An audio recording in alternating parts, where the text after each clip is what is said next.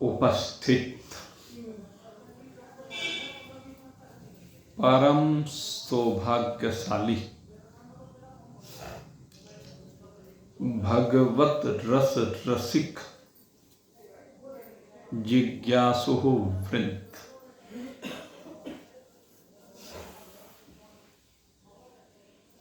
कल आप सभी ने परम श्रद्धेय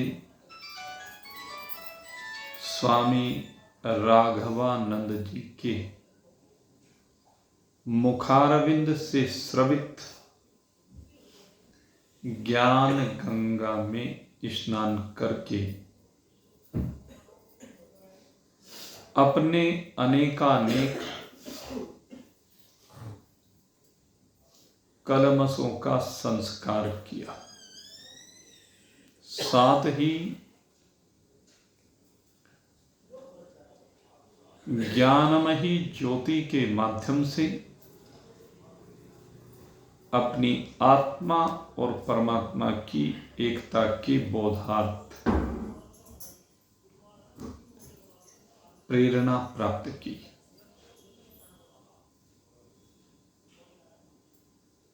आइए आज उसी प्रेरणा को और अधिक मूर्त रूप देने के लिए हम इस विचार सागर ग्रंथ को माध्यम बनाकर अपने स्वरूप की ओर यात्रा करें, क्योंकि इस ग्रंथ का एकमात्र उद्देश्य है विभिन्न साधनों के माध्यम से यात्रा करते करते अपनी यात्रा को अपने स्वरूप में विश्राम प्रदान कराना। तदर्थ जो अंतःकरण की वृत्ति है, उस अंतःकरण की वृत्ति के माध्यम से जो अज्ञान जनित आवरण है, तमोगुण प्रधान अविद्या का आवरण हो या सत्व गुण प्रधान उस अविद्या के द्वारा आभासित विषय के आवरण की बात हो, दोनों प्रकार के आवरण को भंग करके एक साक्षी ही चैतन्य पदार्थ में विराजमान होकर के आनंद स्वरूपता को अनुभूत करना,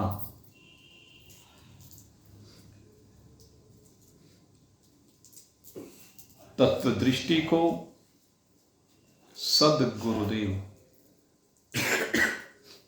वह उपाय बता रहे हैं जिसके द्वारा हमारा ये आवरण भंग हो जाए, जिसके द्वारा आवरण भंग हो करके अपने स्वरूप की उपलब्धता हो जाए। और वही प्रयास हम सब साथ साथ मिलकर के कर रहे हैं।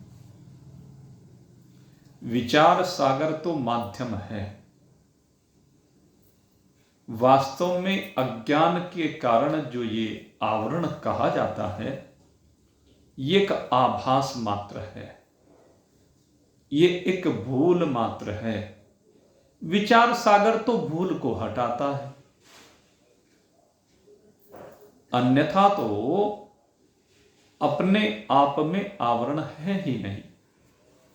जैसे कल आपको समझाया कि दर्पण में आप हैं ही नहीं, आप दर्पण में नहीं हैं, लेकिन दर्पण में आभासित हो रहे हैं, प्रतिबिंबित हो रहे हैं, दिख रहे हैं। और कैसे दिख रहे हैं? उलटे।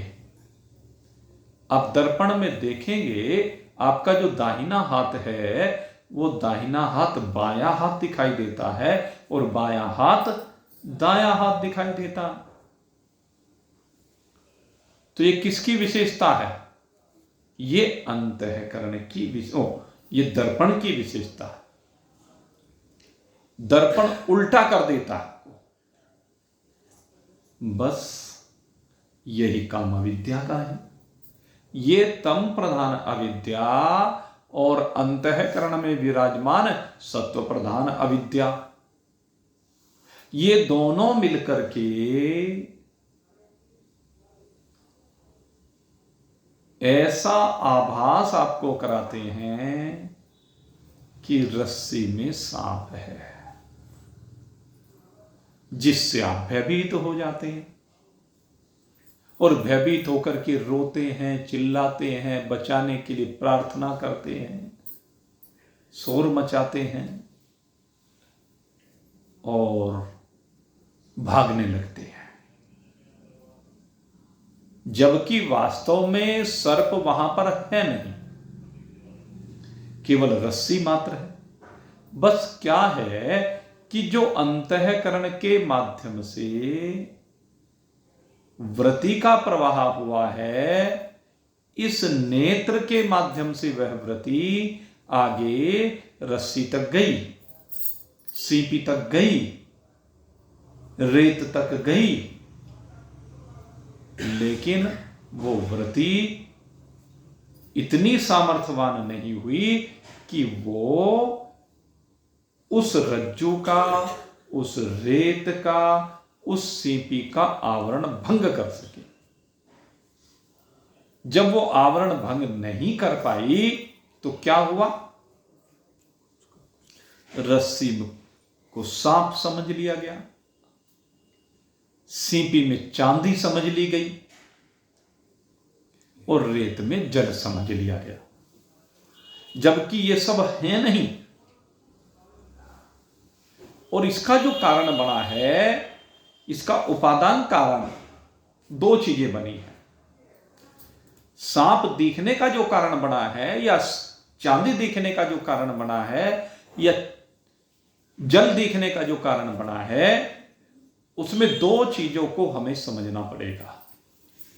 एक तो वो पदार्थ जो वहां पर है, जो विषय जिसको हमने कहा है, यानी रस्सी। रस्सी में तीन चीजें हैं।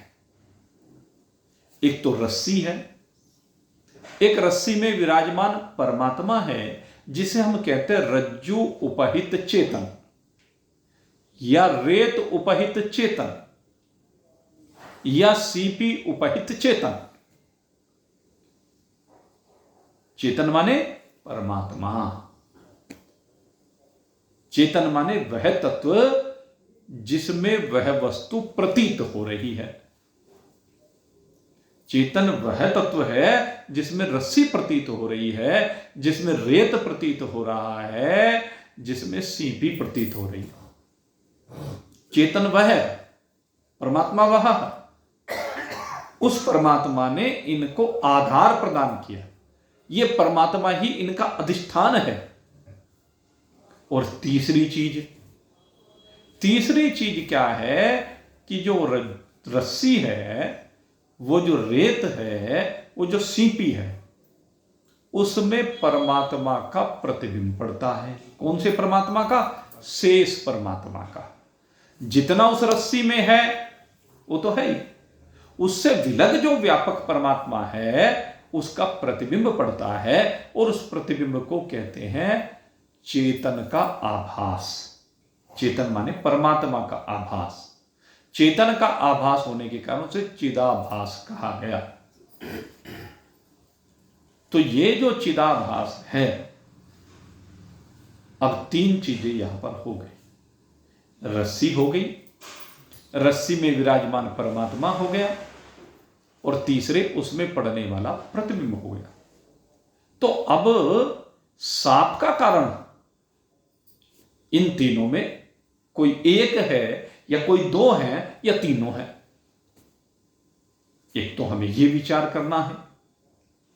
दूसरे, दूसरे स्थान में आइए, जो वृत्ति निकल करके चली है अंतःकरण से, उस वृत्ति में भी तीनों चीजें हैं।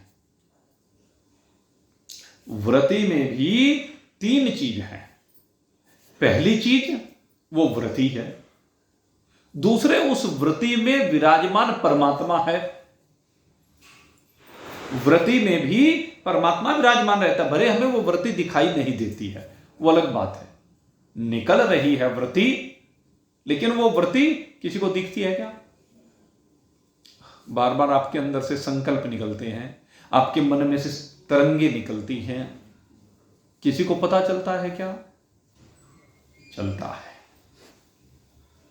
वृत्तियों को तो पता चलता है ना, मन कहां जा रहा है ये तो पता चलता है, लेकिन दिखता नहीं वो मन। वो मन से निकली वृत्ति दिखाई नहीं देती, बस आंखों का विषय नहीं है इसलिए दिखाई नहीं देती। जैसे हवा है, हवा आंखों से दिखती है क्या? लेकिन है तो अनुभव होती है।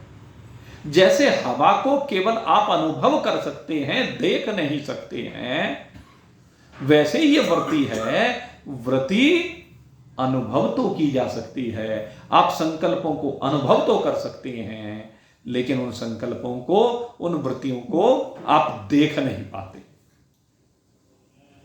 तो एक तो वृत्ति हो गई, एक वृत्ति के अंदर विराजमान परमात्मा, क्योंकि परमात्मा तो व्यापक है। अब वृत्ति निकली तो वृत्ति में भी परमात्मा है।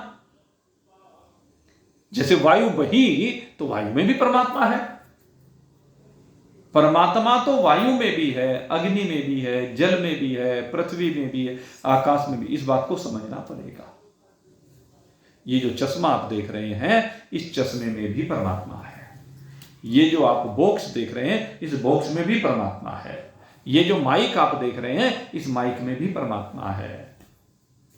परमात्मा तो कण कण में रमा हुआ है। ये वस्तुएं हर जगह पर नहीं है, ये व्यापक नहीं है, परिच्छिन्न है, सीमित दायरा है इनका। लेकिन परमात्मा सब में, सदा, सर्वत्र है। और एक जगह का परमात्मा दूसरी जगह जाता नहीं है। वस्तु इधर से उधर होती है। ये माइक इस समय यहां है, फिर यहां कर दिया, फिर यहां कर दिया, फिर यहां कर दिया। तो यहां जो परमात्मा है, यहां वाला परमात्मा यहां नहीं गया। यहां वाला परमात्मा यहां नहीं जाता, क्योंकि परमात्मा यहां भी है। इसलिए यहां वाले परमात्मा को यहां जाने की आवश्यकता नहीं है। परमात्मा इतना व्यापक है, परमात्मा इतना विस्तृत है। कितना विस्तृत कि अनंत है। ये जितनी वस्तुएं हैं, ये सब सीमित हैं। आपका घर सीमित है, आपका व्यापार स्थल सीमित है, आपके वस्त्र सीमित हैं, आपके आभूषण सीमित हैं, आपके घर में जो भी वस्तु हैं वो सब सीमित हैं, परिच्छिन्न हैं, एक सीमा में बंधी हुई हैं। लेकिन परमात्मा असीमित है, वो किसी सीमा में बंधा हुआ नहीं है। सारी सीमाएं उसके सामने छोटी पड़ जाती हैं। पृथ्वी की सीमा समंदर के सामने छोटी पड़ जाती है। समंदर की सीमा अग्नि के सामने छोटी पड़ जाती है, तेज के सामने, प्रकाश के सामने। और प्रकाश की सीमा वायु के सामने छोटी पड़ जाती है, और वायु की सीमा आकाश के सामने छोटी पड़ जाती है। आकाश की सीमा तमोगुण के सामने छोटी पड़ जाती है। तमोगुण की सीमा प्रकृति के सामने छोटी पड़ जाती है। सतोगुण की सीमा, रजोगुण की सीमा प्रकृति के सामने छोटी पड़ जाती है। और प्रकृति परमात्मा से कितनी छोटी है। कहते हैं कि जैसे शरीर में तिल, इसका अस्तित्व तिल मात्र का कहा गया, और तिल मात्र भी समझाने के लिए कहा गया, अन्य तो तिल मात्र भी नहीं है। तो परमात्मा की प्रकृति ऐसी, और इस प्रकृति में सारा खेल होगा।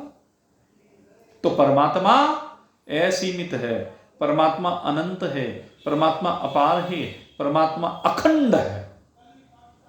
अखंड, अखंड का मतलब जिसको किसी भी भाग में बांटा ना जा सके, जिसको अंशों में विभक्त ना किया जा सके, जहां पर अंश और अंशी का विषय नहीं, ऐसा परमात्मा है। तो परमात्मा हर वृत्ति में है और सबकी वृत्ति में है, सबके पदार्थों में है, सबके शरीरों में है। ऐसा परमात्मा है जो इस अंतःकरण से निकलने वाली वृत्ति है, जो सबके अंतःकरण से निकलने वाली वृत्ति है, उन सब में परमात्मा है और एक ही परमात्मा है। यह नहीं है कि इस अंतःकरण से निकलने वाली वृत्ति में परमात्मा दूसरा होगा और अन्य अंतःकरणों से निकलने वाली वृत्तियों में परमात्मा भिन्न होगा। परमात्मा एक है। यह परमात्मा ही इन वृत्तियों का आधार है। परमात्मा ही में ही ये वृत्तियां भाषित हो रही हैं। परमात्मा ही इन वृत्तियों को अस्तित्व देता है, इसलिए अधिष्ठान है।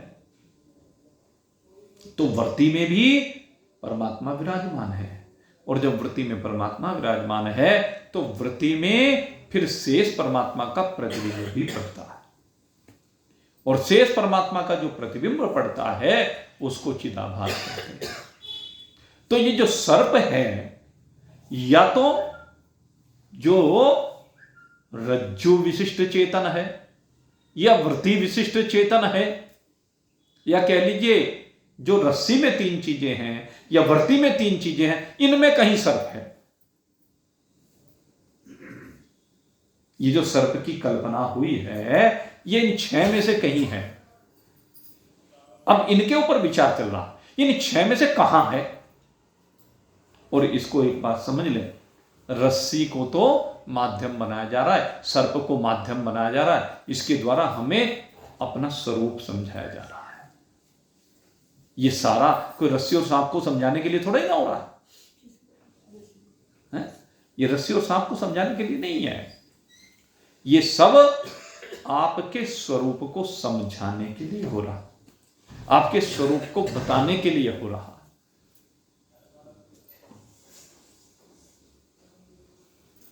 शरीर को और रस्सी को एक जगह रखकर देखिए, जैसे रस्सी में तीन चीजें हैं ऐसे शरीर में तीन चीजें हैं। एक तो ये शरीर हमें दिखाई दे रहा है जिसमें तीन शरीर हैं, स्थूल शरीर, सूक्ष्म शरीर, कारण शरीर। तो जब मैं शरीर कहूं तो तीनों को मिला हो एक साथ। तो शरीर और शरीर उपहित चेतन, यानी इस शरीर में जितना चेतन है, शरीर आच्छादित चेतन, परमात्मा जितना शरीर के अंदर बैठा हुआ, और तीसरी चीज इसके अंदर पड़ने वाला प्रतिबिंब। वही बात रस्सी की है, वही बात वृत्ति की है, वही बात शरीर की है। जैसे रस्सी में सांप भास रहा है ऐसे ही परमात्मा में ये शरीर भास रहा है, ये जगत भास रहा है। और ये कैसा भास रहा है? सर्पाकार, सर्प की भांत भास रहा है। ये सर्प कौन से हैं? पंच विषयों के सर्प हैं जो फुफकार रहे हैं। कभी शब्द का, कभी स्पर्श का, कभी रूप का, कभी रस का, कभी गंध का आधार लेकर के ये सर्प फुफकारने लगते हैं। मैंने कभी शब्द कहा, ये ध्यान करना। शब्द तो इस समय भी निकल रहे हैं, शब्द तो इस समय भी आपके कानों में जा रहे हैं। शब्द इस समय भी जा रहे हैं, इस समय भी सुने जा रहे हैं, इस समय भी प्रवाहित हो रहे हैं, और घर में भी सुने जाते हैं, वहां भी प्रवाहित होते हैं, वहां भी बोले जाते हैं। लड़ाई झगड़े में भी बोले जाते हैं, संधि सुलह में भी बोले जाते हैं, और अपने स्वरूप का बोध करने के लिए भी बोले जा रहे हैं। लेकिन हर शब्द अलग प्रकार का है। जब किसी मेहमान का स्वागत करने के लिए आपके मुखारविंद से शब्दों का प्रवाह होता है, उन शब्दों के ऊपर चिंतन करना। जब किसी को आशीर्वाद देने के लिए आपके मुख से शब्दों का प्रवाह होता है, उनके ऊपर चिंतन करना। जब किसी से झगड़ा करने के लिए शब्दों का प्रवाह होता है तो उस समय पर चिंतन करना। और जब आपका स्वरूप बोध कराने के लिए महान पुरुषों के मुखारविंद से शब्दों का प्रवाह होता है तो उन शब्दों के ऊपर भी चिंतन करना। इनमें विषय कौन सा है? तो मेरे मित्रों, विषय तो अगर देखा जाए तो सब ही है, लेकिन इनमें सर्प कौन सा विषय है? सर्प वो है जो आपको जलाता है, जो आपको रुलाता है, जो आपको तड़फाता है। सर्प वो है जिस समय क्रोधावेश में आकर के शब्दों का प्रवाह होता है तो वो क्रोध दूसरे के ऊपर तो असर बाद में डालता है, पहले अपने ऊपर असर डालता है, आपको तपाने लगता है, आपको जलाने लगता है, आपके हृदय कैसा हो जाता है कि फटने को हो जाता है, मस्तिष्क काम नहीं करता है। तो ये विषय है, ये सर्प है। पांचों के बारे में ऐसे ही समझ लेना।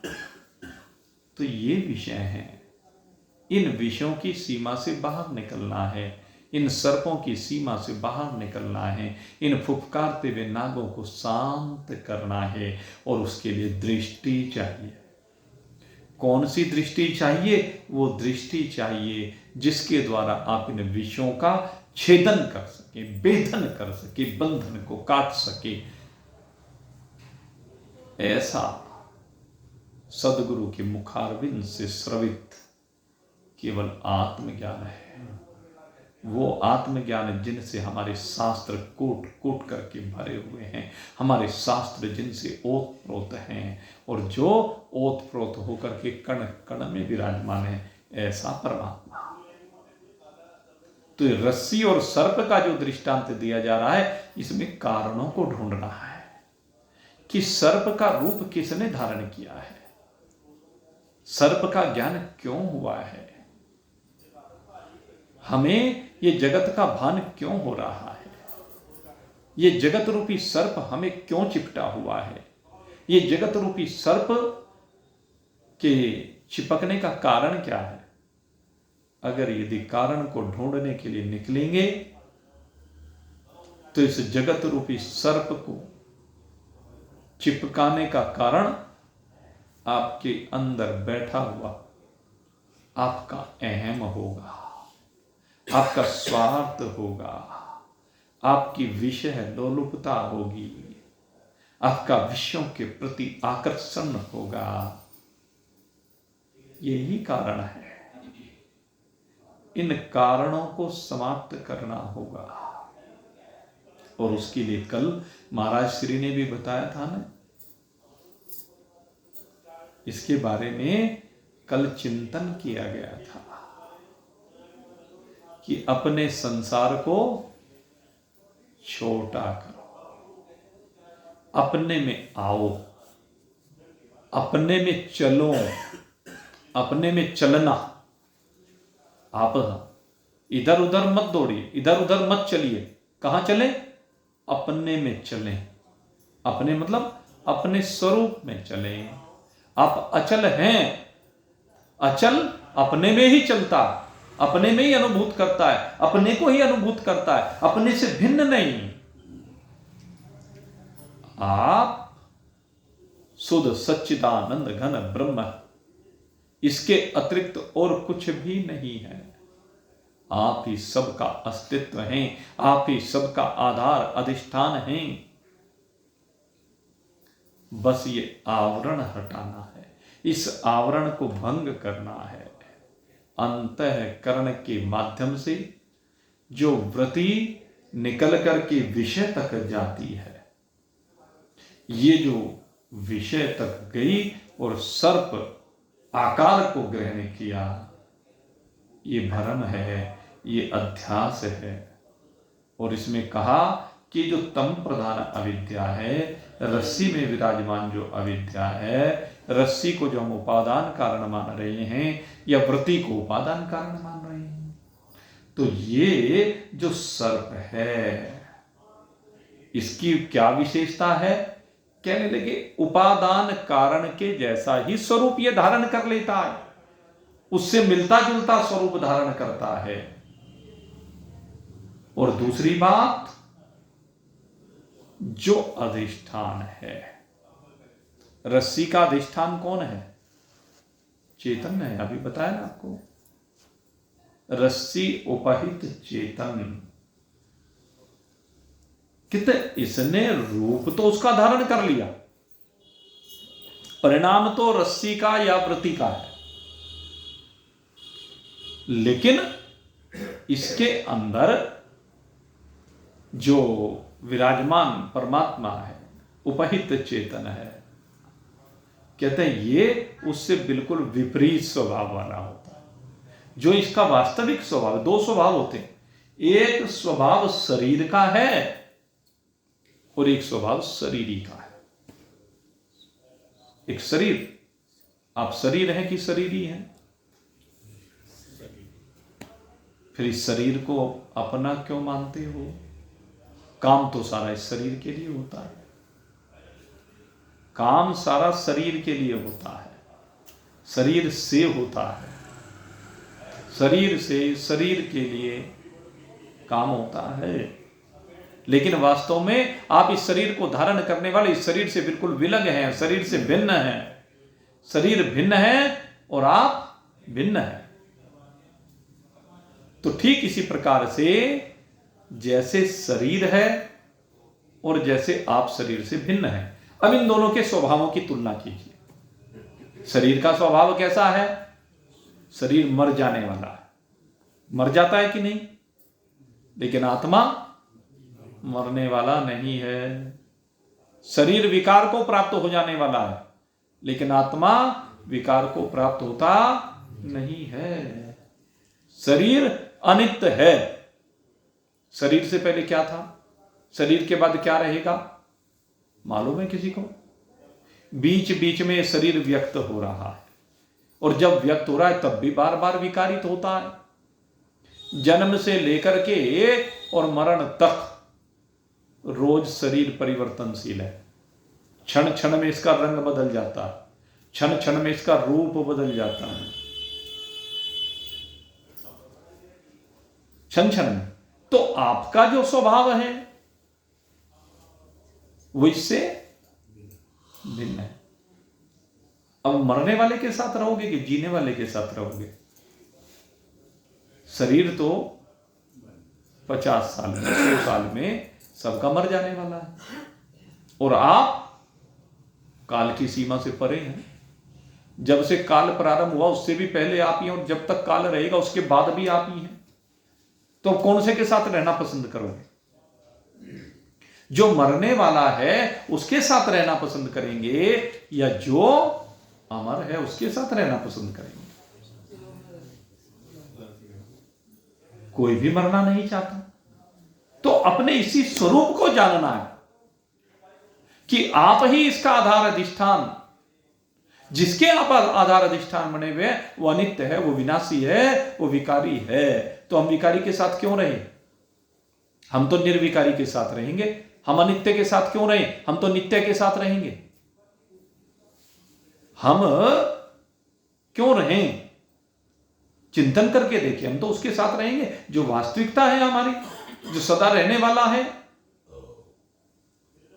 बस यही समझना है, उसके साथ रहना है। नहीं तो उल्टे के साथ रहोगे तो उल्टे ही हो जाओगे। कहते हैं ये शरीर चेतन का, परमात्मा का उल्टे स्वभाव वाला है, इसलिए इसको विवर्त कहा जाता। इसका स्वभाव परमात्मा वाला नहीं है, इसका स्वभाव परमात्मा से भिन्न है। सर्प का स्वभाव रस्सी वाला नहीं है, रस्सी से भिन्न है। ऐसे शरीर का स्वभाव परमात्मा से भिन्न है, आत्मा से भिन्न है। इसीलिए इसको चेतन का विवर्त भी कहा। विवर्त शब्द का इस्तेमाल यानी उल्टा, यानी विपरीत। तो यहां पर ये विवर्त शब्द को जोड़ा गया। ये चेतन का विवर्त है। चेतन का उल्टा है, चेतन से विपरीत स्वभाव वाला है, अन्यथा स्वभाव वाला है। अब कहने लगे भाई अब फिर से हम सर्प के उपादान कारण के ऊपर अगर चिंतन करें, कहते हैं जो उपादान कारण है वो हमने कहा अविद्या। कहते हैं ये जो अविद्या है वो तो अनिर्वचनीय है।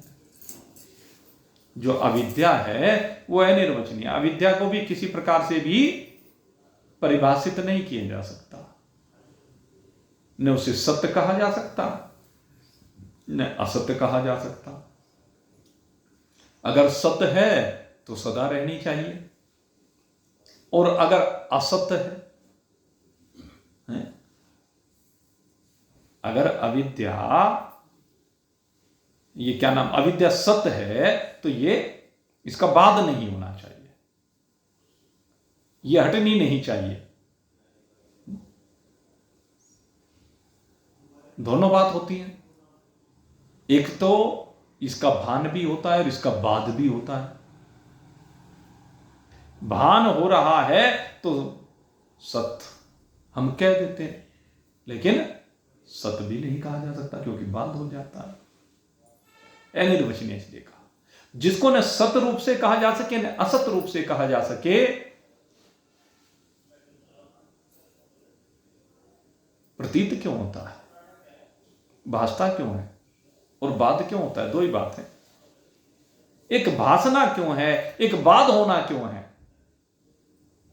असत है तो भासना नहीं चाहिए, सत्य है तो बाद नहीं होना चाहिए। अविद्या में भी यही दोनों खूबियां हैं, इसलिए इसको अनिर्वचनीय कह दिया। जिसको न सत्य कहा जा सके न असत्य कहा जा सके, ये अविद्या अनिर्वचनीय है। इसलिए रस्सी में जो सर्प है और इस सर्प का जो ज्ञान है, दो चीजें हुई, एक तो सर्प और एक सर्प का ज्ञान। कहते दोनों भी अनिर्वचनीय है। वो अलग बात है कि स्वभाव विपरीत है, चेतन से भिन्न है, परिणाम रस्सी से भिन्न है, लेकिन रस्सी के जैसे स्वरूप वाला है। अब यहां पर एक विषय अगला और इसमें जोड़ा जा रहा है कि रज्जु और अंतःकरण उपहित चेतन, ये दोनों ही सर्प का अधिष्ठान है। वैसे तो ये विषय मैंने आपको कह ही दिया है। एक रस्सी के अंदर विराजमान परमात्मा है और एक वृत्ति के अंदर परमात्मा है, अंतःकरण के अंदर परमात्मा है। तो कहते हैं अधिष्ठान फिर रस्सी नहीं है, इनका अधिष्ठान रस्सी नहीं है, सांप का अधिष्ठान रस्सी नहीं है। कहते हैं सब जो ये कल्पित सर्प है, इसका अधिष्ठान रज्जु उपहित चेतन है। कहने लगे क्यों भाई? कहने लगे रस्सी में सांप भास रहा है, सांप कल्पित है, ये बात तो ठीक, लेकिन दूसरी बात यह है कि रस्सी भी तो कल्पित है, रस्सी भी तो कल्पित है। इसको दूसरे रूप में समझें, जगत के पदार्थ कल्पित हैं, जगत के पदार्थ मिथ्या हैं, जगत के पदार्थ कुछ ही समय के बाद रहने वाले नहीं हैं। ये बात तो सब समझ रहे हैं। तो ऐसी दूसरी बात कही, जिसको ये भाषित हो रहे हैं, जिसको प्रतीत हो रहे हैं, ये शरीर, ये भी तो ऐसा ही है। इसका स्वभाव ही कौन सा इससे अलग है? शरीर भी आज भाषित हो रहा है, कल नहीं होगा। तो रस्सी भी, कहते रस्सी भी ऐसी ही है, रस्सी भी कल्पित ही है, रस्सी भी निपट जाने वाली है, रस्सी भी मिट जाने वाली है।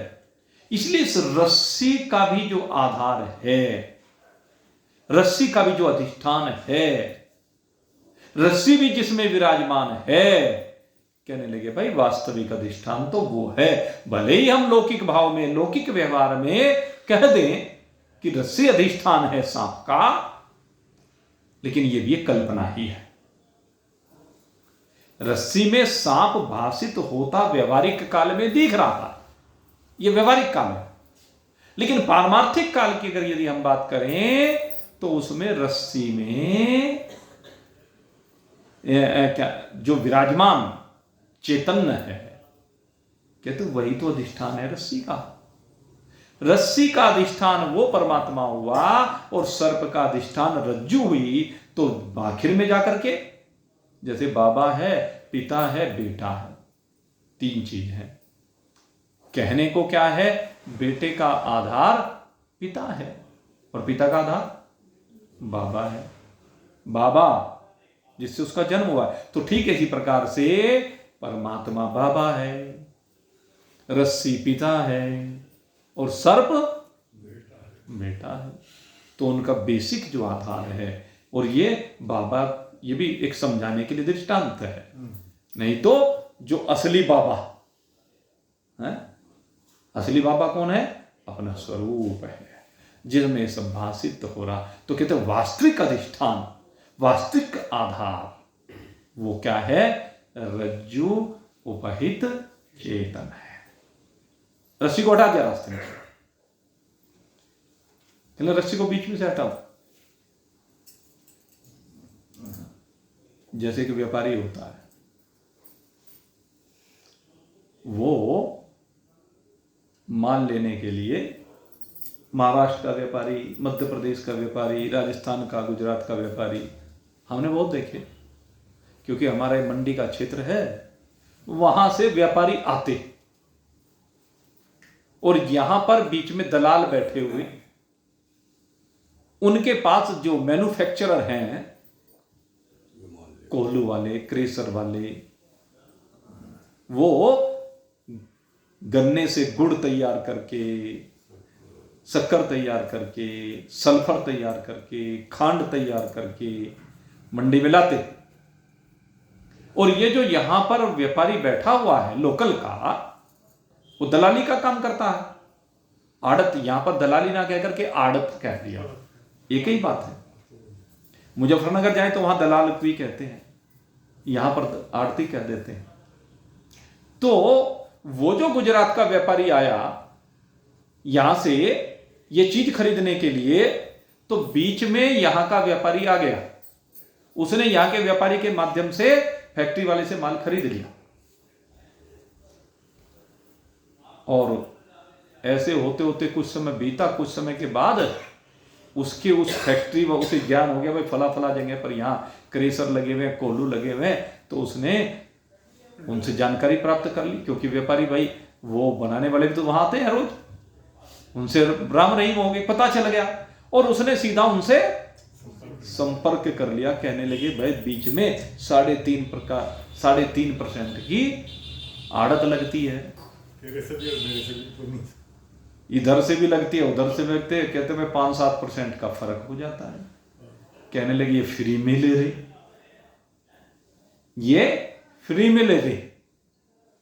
तो खैर वो फ्री में तो उनको इतना पैसा लगाना पड़ता है, उसको कोल्हू क्रेशर वाले को एडवांस देना पड़ता है, बहुत इन्वेस्टमेंट है। इस बात को उसको नहीं पता। वो कहने लगा भाई एक काम कर दे फैक्ट्री वाले, मैं तेरे से डायरेक्ट माल लूंगा, कुछ तू फायदा कर ले अपना, कुछ मैं फायदा कर लूं। ये जो बीच में 5-7% जा रहा है, इसे बीच से हटा और सीधे हम आपस में व्यापार कर लें। कहने लगे जी हाँ, बात तो आपकी बढ़िया। कहने लगे आदम सूद जो खर्च बीच में देना पड़ता है वो खत्म करो, आधा तुम्हारा आधा हमारा, दोनों की बन गए, दोनों को आधा आधा फायदा हो गया। और वो वहां से डायरेक्ट परचेजिंग शुरू हो गई, तो मीडिएटर हट गया। तो ऐसे ही यहां पर रस्सी रूपी मीडिएटर को अब हटाया जा रहा है। रस्सी मीडिएटर है, भाषित किस में हो रहा है? भाषित जो हो रहा है वो परमात्मा में हो रहा है। कहते हैं सांप रस्सी में नहीं भास रहा, ये परमात्मा में भास रहा है, ये कहना चाह रहा है। और हकीकत यह कि दोनों ही परमात्मा में भास रहे हैं। समंदर परमात्मा में तो भाषित हो रहा है और समंदर में लहरें हम कहते हैं कि समंदर में भाषित हो रही हैं, लेकिन परमात्मा में भाषित हो रही है। तो यहां पर अब इसी बात को समझाया जा रहा है कि जो ये रस्सी में और जो वृत्ति में ज्ञान, रस्सी रूपी पदार्थ है, रस्सी रूपी विषय है, उसमें भी परमात्मा बैठा है, वृत्ति में भी परमात्मा बैठा है। और कहते हैं ये जो ज्ञान हुआ है वृत्ति को कि ये सांप है, रस्सी में सांप है, ये ज्ञान हुआ है। कहते हैं इसका कारण ये अधिष्ठान ही है। इस अधिष्ठान में ही ये सब भाषित हो रहा है, अधिष्ठान से भिन्न को नहीं भाषित हो रहा है।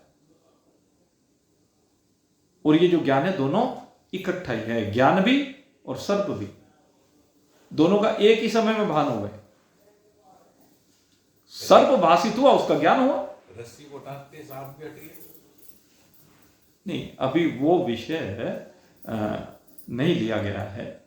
वैसे तो रस्सी के हटते सर्प हट जाएगा, लेकिन रस्सी को भी तो हटाना है ना, हटाना दोनों को है।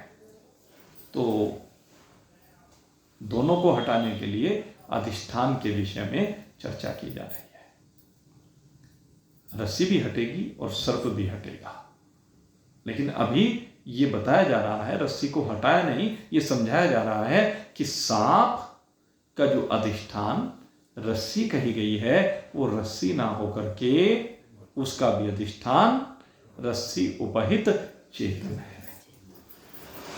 फिर दोनों ही हट जाएंगे, वो वृत्ति भी हट जाएगी, वो वृत्ति का ज्ञान भी हट जाएगा। शेष क्या रहेगा? वृत्ति उपहित चेतन और रज्जु उपहित चेतन, दोनों में विराजमान जो परमात्मा है वो मात्र शेष रह जाए। पहुंचना तो वही है, और ये दोनों एक हैं, दोनों के बीच में कोई भिन्नता नहीं है। तो कहते हैं कि जैसे मिथ्या सर्प का अधिष्ठान रज्जु उपहित चेतन है, रज्जु नहीं है सर्प की तरह से, क्योंकि रस्सी भी कल्पित ही है, और कोई भी कल्पित वस्तु दूसरी कल्पित वस्तु का आधार अधिष्ठान हो नहीं सकती। इसलिए रज्जु उपहित चेतन ही अधिष्ठान है, रस्सी अधिष्ठान नहीं है। रज्जु में जो अधिष्ठानपना भाषित हो रहा है, कहते हैं वो बाद हो जाने वाला है, वो हट जाने वाला है, समझ के द्वारा वो रहने वाला नहीं है। ऐसे ही कहते हैं जो ज्ञान हुआ है वृत्ति को, कहते हैं उसमें भी यही बात है। वृत्ति को सर्प का ज्ञान हुआ, कहने लगे सर्प का अधिष्ठान वृत्ति ज्ञान कहा, लेकिन वो वृत्ति ज्ञान का अधिष्ठान भी कौन है? वृत्ति उपहित साक्षी चेतन, उसको साक्षी चेतन ने नाम दिया गया। तो कहने लगे वो वृत्ति भी हट गई, उसका भी अधिष्ठान कौन हुआ? चेतन। तो इस तरह से कहते हैं कि जो भ्रम का स्थान है यानी रस्सी, और उसके जो ज्ञान का स्थान है यानी वृत्ति, उनमें उपाधि भेद से अधिष्ठान हमें दो दिखाई देते हैं। एक का नाम दे दिया हमने रज्जु उपहित चेतन, और एक का नाम दे दिया वृत्ति उपहित साक्षी चेतन। लेकिन कहते हैं ये दोनों के दोनों एक ही है, इन दोनों में कोई भेद नहीं है। अब यहां पर एक शंका की गई। इस ग्रंथ में जो आपके मन में शंकाएं आ सकती हैं, वो सब शंकाएं भी साथ साथ रखी गई हैं और उनके समाधान भी साथ साथ किए गए हैं। तो यहां पर अब जो शंका की गई है स्वयं शास्त्रकार के द्वारा, कहते रस्सी के ज्ञान से सर्प की निवृत्ति बने नहीं, वो शंका कर रहा कि रस्सी का ज्ञान होने से सर्प की निवृत्ति होती नहीं। आपको पता चल गया कि रेगिस्तान में रेत है, लेकिन सांप तो जल तो फिर भी दिख रहा है। आपको पता चल गया कि रस्सी है ये, लेकिन फिर भी सांप भाषित हो रहा है जब तक प्रतिबंध दूर नहीं। सीपी में पता चल गया कि ये सीपी है, चांदी नहीं है, लेकिन फिर भी सूर्य की किरणें जब पड़ती हैं, चंद्रमा की किरणें जब पड़ती हैं, तो भी भाषित हो रही है। कहते हैं वो जड़ से नहीं गया, भास उसका फिर भी हो रहा है, आभास फिर भी हो रहा है। तो यही बात ये शंका में कह रहे हैं, एक शंका उठाई जा रही है कि रस्सी का ज्ञान होने के बाद भी सर्प की निवृत्ति होती नहीं है। कहते हैं मिथ्या वस्तु का जो अधिष्ठान हो, मिथ्या वस्तु यानी सर्प, उसका जो अधिष्ठान हुए, उस अधिष्ठान का ज्ञान होने से मिथ्या की निवृत्ति हो जानी चाहिए। जब रस्सी का ज्ञान हो जाए तो सर्प की निवृत्ति हो जानी चाहिए। यही आपका द्वैत का सिद्धांत है। लेकिन यहां तो निवृत्ति होती नहीं, यहां तो फिर भी भाषित होता रहता है। तो आपने फिर कहा कि मिथ्या सर्प का अधिष्ठान रज्जु उपैचेतन है, रज्जु नहीं, इसलिए रज्जु के ज्ञान से तो सर्प की निवृत्ति बने नहीं, रस्सी का ज्ञान होने से निवृत्ति नहीं हो रही है। तो अभी शंका का उत्तर दे रहे हैं। कहते हैं ये रस्सी आदि जो जड़ पदार्थ हैं, रस्सी हो या कोई भी पदार्थ हो, जितने भी जड़ पदार्थ हैं, कहते हैं उनका ज्ञान अंतःकरण की वृत्ति के माध्यम से होता है, अंतःकरण की वृत्ति रूप होता है। और वहां वृत्ति का प्रयोजन होता है उस आवरण को भंग करना, उस वस्तु के आवरण को भंग करना, अर्थात उस वस्तु को दर्शाना, उस वस्तु को दिखा देना, उसको समझा देना। यही तो प्रयोजन होता है वृत्ति का, जितनी वृत्तियां निकलती हैं। कहते ये आवरण जो उस वस्तु में है वो अज्ञान की शक्ति है, वो अज्ञान के कारण से आवरण होता है। और आवरण जो है कहने जड़ के आश्रित नहीं हो सकता। आवरण जो है वो जड़ के आश्रित नहीं हो सकता, सांप रज्जु के आश्रित नहीं हो सकता, कहने का भाव यह है। लेकिन वो चेतन के आश्रित होगा। जड़ का जो अधिष्ठान है वो चेतन होगा, जड़ का अधिष्ठान जड़ नहीं हो सकता। इसमें अब तीन बातें कही इसको समझाने के लिए, शंका को निपटाने के लिए। पहली बात कही, रज्जु समान आकार अंतःकरण की वृत्ति से। रज्जु के जैसा आकार किसने धारण किया? वृत्ति ने, यानी सर्पाकार। रज्जु के जैसा आकार सर्पाकार, उस सर्पाकार आकार को अंतःकरण की वृत्ति ने जो धारण किया, उससे रज्जु अविच्छिन्न चेतन का ही आवरण भंग हो गए हैं।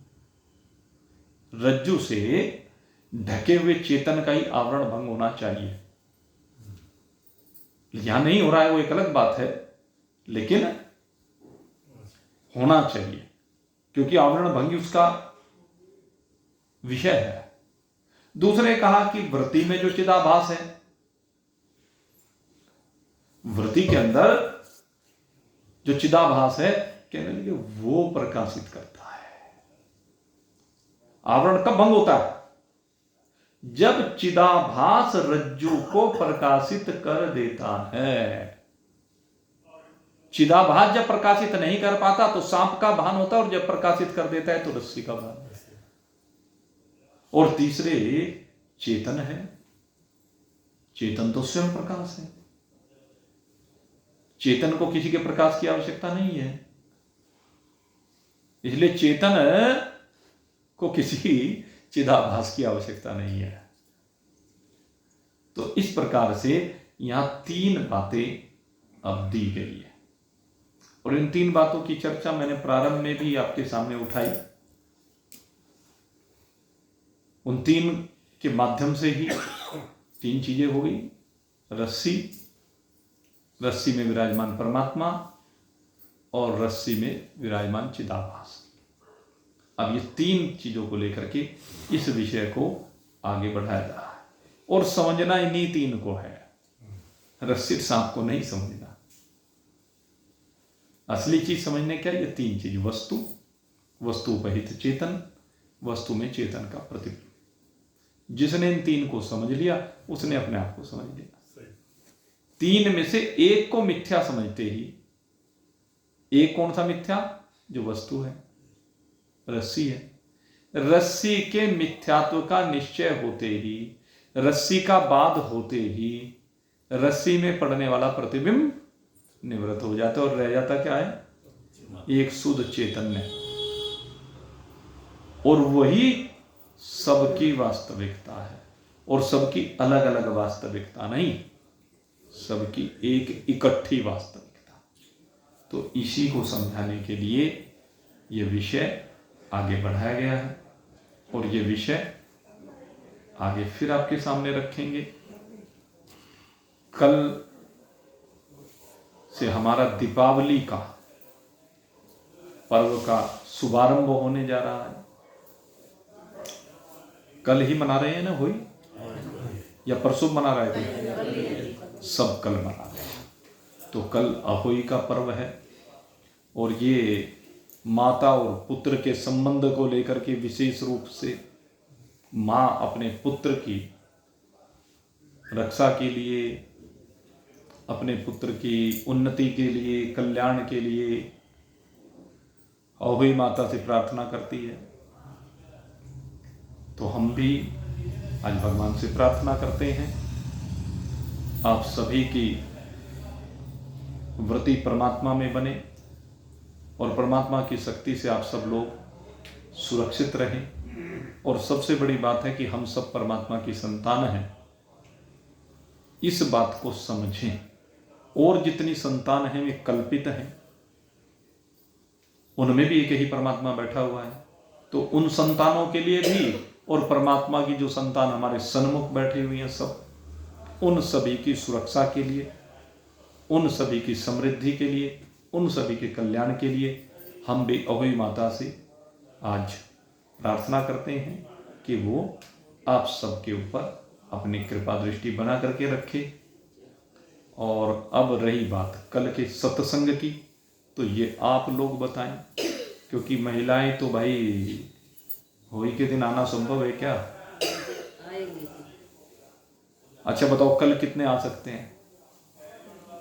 एक हाथ उठा के, तो खैर कोई बात नहीं, परसों अब सत्संग को परसों लेकर चलेंगे। और जैसा कि मैंने आपसे कहा था, अब चूंकि दीपावली का पर्व कल से हमारा प्रारंभ हो रहा है, तो 2 दिन का सत्संग, विशेष सत्संग कर रहे हैं। और ये 2 दिन का सत्संग विशेष रूप से दीपावली के समय में सब चाहते हैं कि हमारे घर में भगवान लक्ष्मी नारायण का वास हो, भगवान लक्ष्मी नारायण हमारे घर में आकर के विराजमान हो, उनकी कृपा दृष्टि हम सब पर बनी रहे। तो इसीलिए हमने भी पता नहीं कहां से संकल्प उदित हुआ, ये मन बनाया कि 2 दिन हम भी आप सबके सुख के लिए, समृद्धि के लिए भगवान से प्रार्थना करेंगे।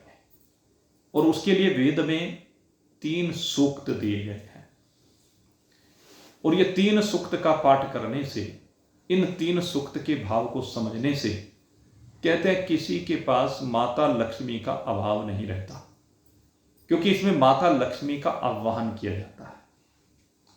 तो श्री सूक्त और लक्ष्मी सूक्त में माता लक्ष्मी का आह्वान है, प्रार्थना है, उनके आशीर्वाद प्राप्त करने की बात है। लेकिन उनका आशीर्वाद उसी को मिलता है जो पुरुष सूक्त के माध्यम से उनका आह्वान करता है।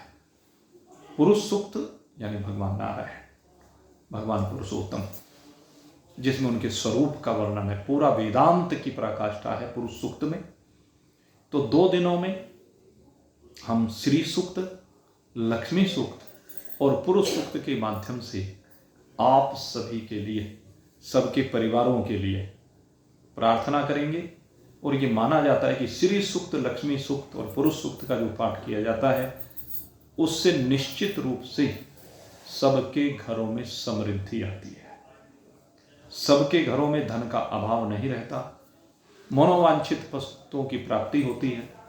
हमारा तो भाई प्रार्थना करने का काम है। तो जो भी इस प्रार्थना में सम्मिलित होना चाहते हैं, वो सब सपरिवार सादर निमंत्रित हैं। जिसको भी ला सकें लाएं, सबका स्वागत है, क्योंकि सबके कल्याण के लिए है। 2 दिन ये चलेगा और फिर शुक्रवार शनिवार आगे के बारे में शनिवार को बताएंगे, क्योंकि अभी तो समय है दीपावली में आगे, तो शनिवार को आगे के कार्यक्रम के बारे में आपको बताएंगे। अब यहीं पर आज विश्राम देते हैं। बोलिए सच्चिदानंद भगवान की। मौर्य मुकुटबंदी